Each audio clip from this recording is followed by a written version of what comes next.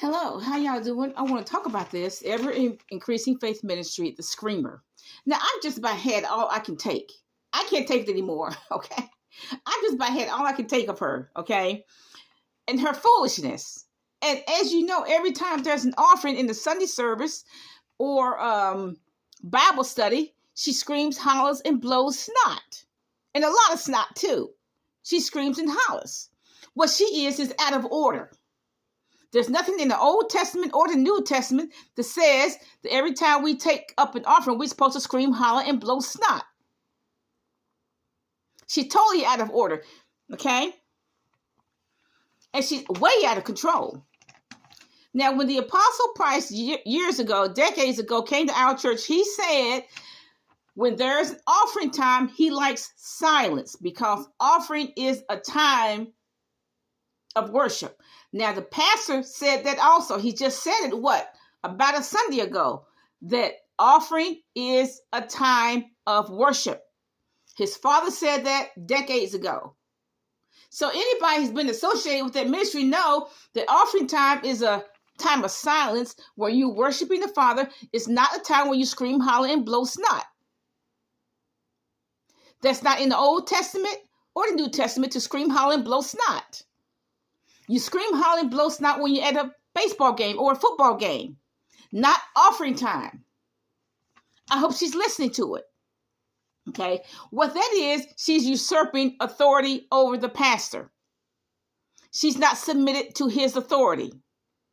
You see that a lot in all those prophets that call themselves prophesying. They get up prophesying with some kind of suit on, and then they start singing Love on a Two-Way Street. Okay. And then you get, what does that song have to do with prophesying?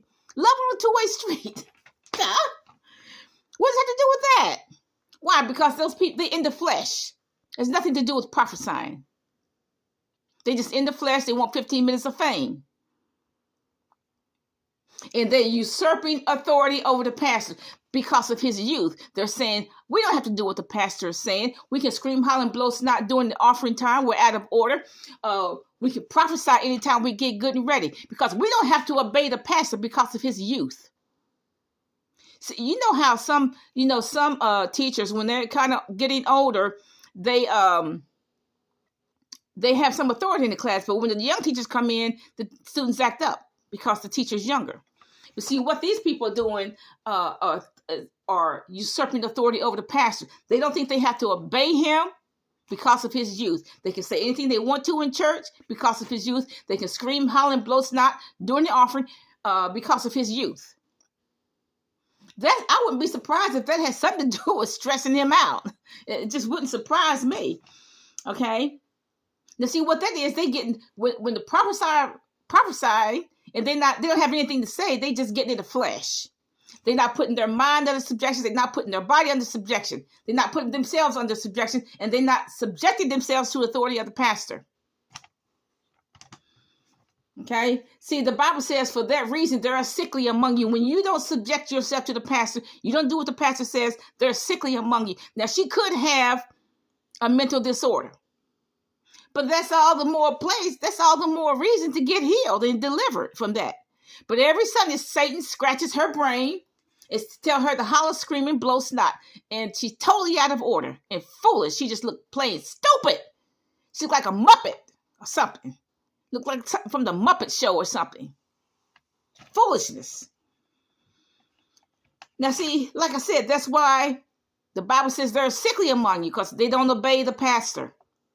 Now, I think the reason why he doesn't say anything, the pastor doesn't say anything, and his family doesn't say anything to her is basically because they're nice people.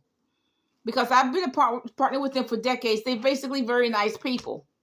And they just don't want to say anything, okay? But see, I'm from Appalachian. I'm not nice, okay? So I'm not anywhere near the church. I don't live in the church, but if I did, I sure would say something to her personally. Because I don't have to be nice if I'm from Appalachia. Now, it's foolishness, okay? Now, she does this. She's so out of control. She's so out of control. This screamer. Every time there's an offering, she scream, holler, and blow snot. Bible study, when there's an offering, scream, holler, and blow snot. It's highly disruptive. It's highly foolish. And I hope she's listening to this, and she needs to stop this foolishness and subject herself to the pastor. Bye.